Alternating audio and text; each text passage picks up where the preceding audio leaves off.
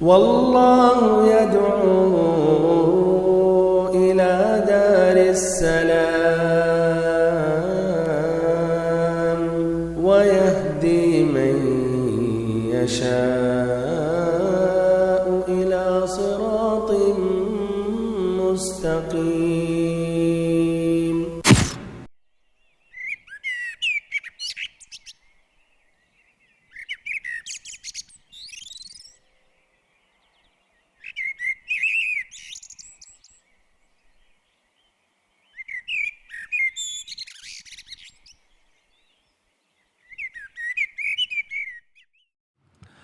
الحمد لله رب العالمين والصلاة والسلام على أشرف الأنبياء وسيد المرسلين نبينا وحبيبنا محمد وعلى آله وصحبه أجمعين، أما بعد. محترم بھائیوں اور بہنوں، ہم سبھی اللہ رب العزت سے دعا مانگتے ہیں اور اپنی حاجت کو پیش کرتے ہیں،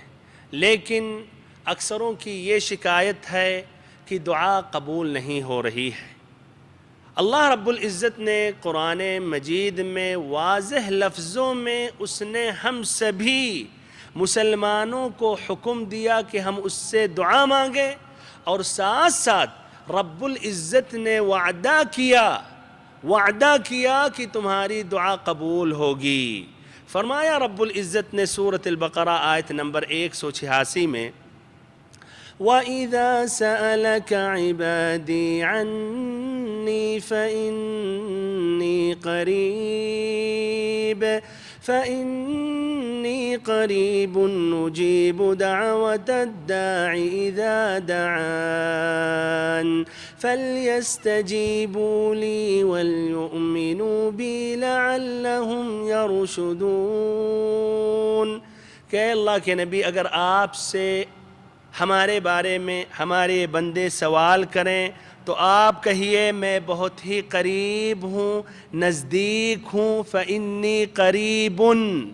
أُجِيبُ دَعْوَةَ الدَّاعِ إِذَا دَعَانِ، پکارنے والا اگر مجھے پکارے گا تو میں جواب دوں گا، جو مانگے گا عطا کروں گا۔ ایسے ہی فرمایا رب العزت نے سورۃ المؤمن آیت نمبر 60 میں، وَقَالَ رَبُّكُمُ ادْعُونِي أَسْتَجِبْ لَكُمْ، اور تمہارے رب کا فرمان ہے۔ وہ کس کا رب ہے؟ صرف ولیوں کا؟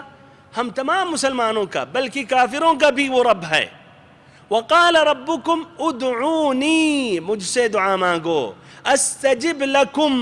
جواب دوں گا، اور جو مانگو گے عطا کروں گا۔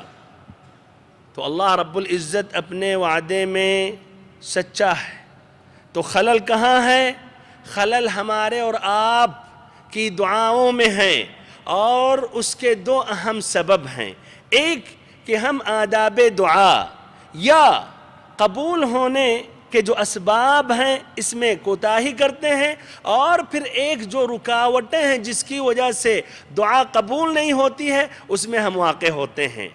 آپ کے سامنے اب یہ ذکر کر رہا ہوں نہایت ہی اختصار کے ساتھ آداب دعا،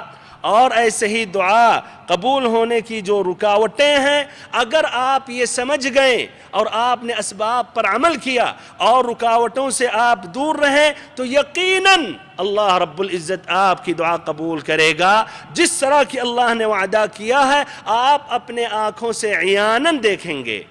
دعا قبول ہونے کا پہلا سبب، ایک اہم سبب یہ ہے کہ ہم سبھی کو جاننا چاہیے کہ یہ دعا عبادت ہے، اور اگر یہ عبادت ہے تو اس کا مستحق صرف اور صرف اللہ رب العزت ہے۔ ابو داؤد اور ترمذی کی روایت ہے، نبی اکرم صلی اللہ علیہ وسلم نے فرمایا الدعاء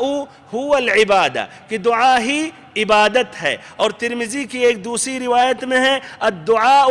مخ العبادہ، کہ دعا عبادت کا اصل و اساس ہے۔ تو ہم دعا اللہ رب العزت سے مانگیں، نہ کہ قبروں کی طرف متوجہ ہو کر ان کا وسیلہ پکڑیں، ان کی قبروں کا طواف کر کے اصحاب قبور سے طلب کریں کہ وہ اللہ تعالیٰ سے سفارش کریں۔ دوسرا ادب یہ ہے کہ جب ہم دعا مانگیں تو مکمل طور پر اللہ تعالیٰ کی طرف متوجہ ہو کر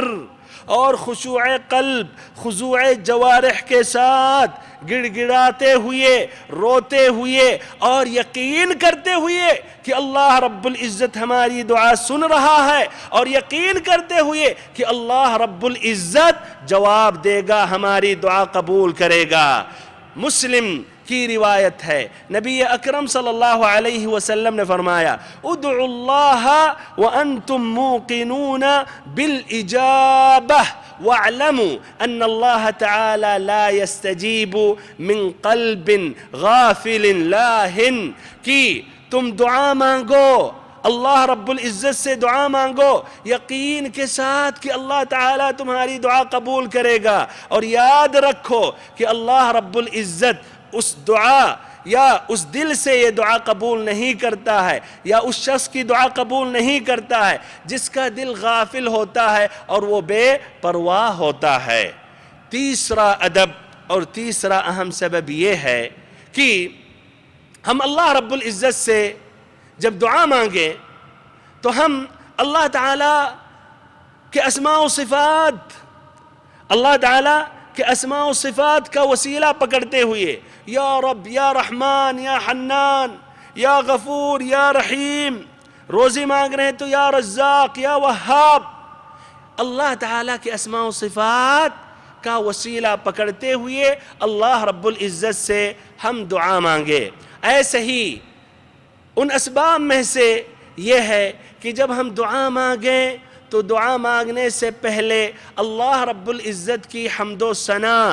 بیان کریں اور نبی اکرم صلی اللہ علیہ وسلم پر درود و سلام پڑھیں۔ ایسے ہی اس کے آداب میں سے یہ ہے کہ جو کچھ ہم مانگ رہے ہیں، سوال کر رہے ہیں، وہ 3 مرتبہ ہم اس کو دہرائیں، تکرار کریں۔ اللہ رب العزت انسانوں کی طرح کئی مرتبہ سوال کرنے سے ناراض نہیں ہوتا ہے، بلکہ اللہ رب العزت خوش ہوتا ہے۔ ایسے ہی ان اسباب میں سے یہ ہے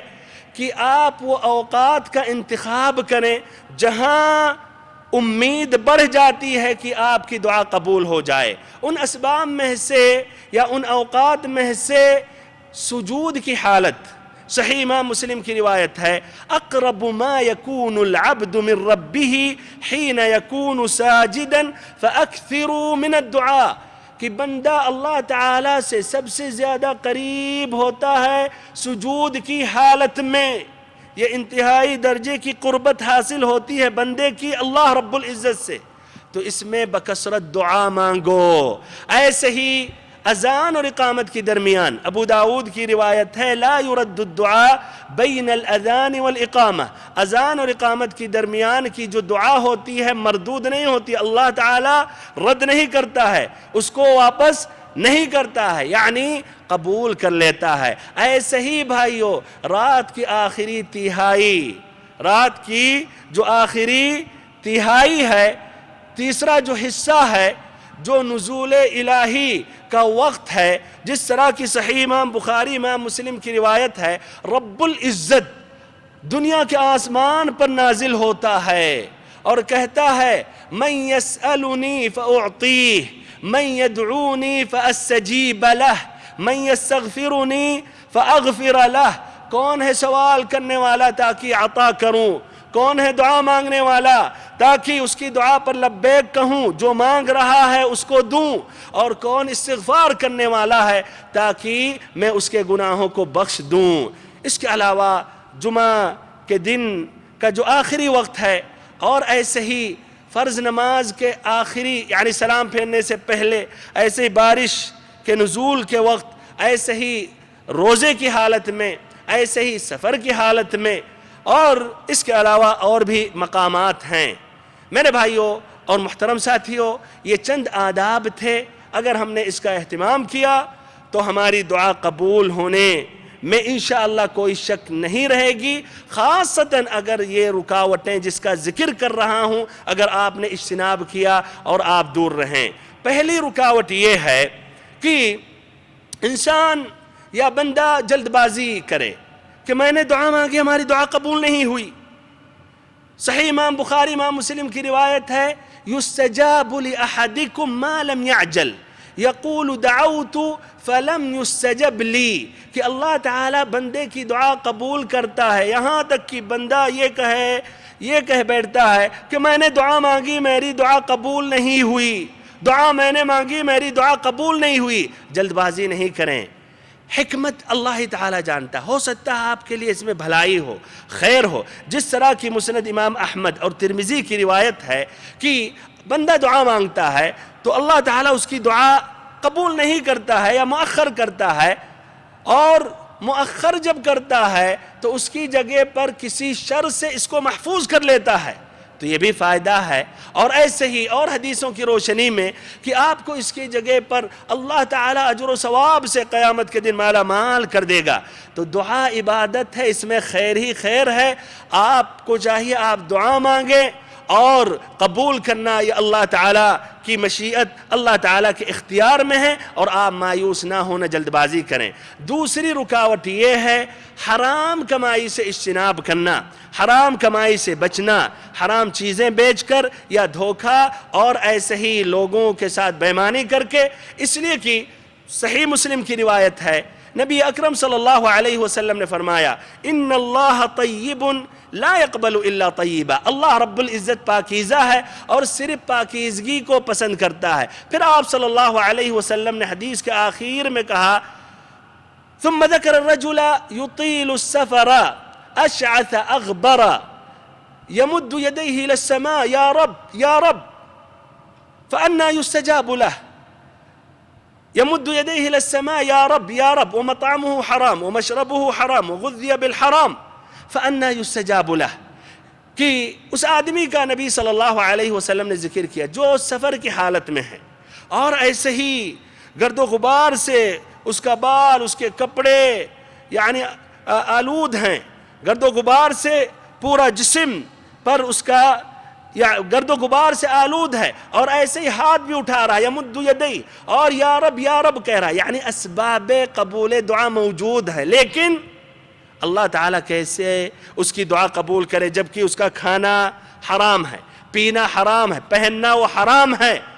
تو بھائیو دیکھیے اسباب ہونے کے باوجود حرام کھانے کی وجہ سے اللہ تعالیٰ اس کی دعا قبول نہیں کرتا ہے۔ میرے بھائیو اور محترم ساتھیو، یہ نہایت اختصار کے ساتھ یہ موضوع میں نے واضح کیا، انشاءاللہ اس موضوع کو مزید تفصیل کے ساتھ واضح کروں گا۔ آپ نے اگر ان باتوں پر بھی عمل کیا تو یقیناً آپ کی دعا قبول ہوگی۔ اللہ تعالیٰ سے دعا کرتا ہوں کہ اللہ تعالیٰ ہم سبھی کو دعا کرنے کی توفیق دے، پھر ہم سبھی کی دعا کو اللہ قبول کرے۔ وآخر دعوانا ان الحمدللہ رب العالمین، وصلی اللہم وسلم وبارک وانعم علی عبدک ورسولک محمد۔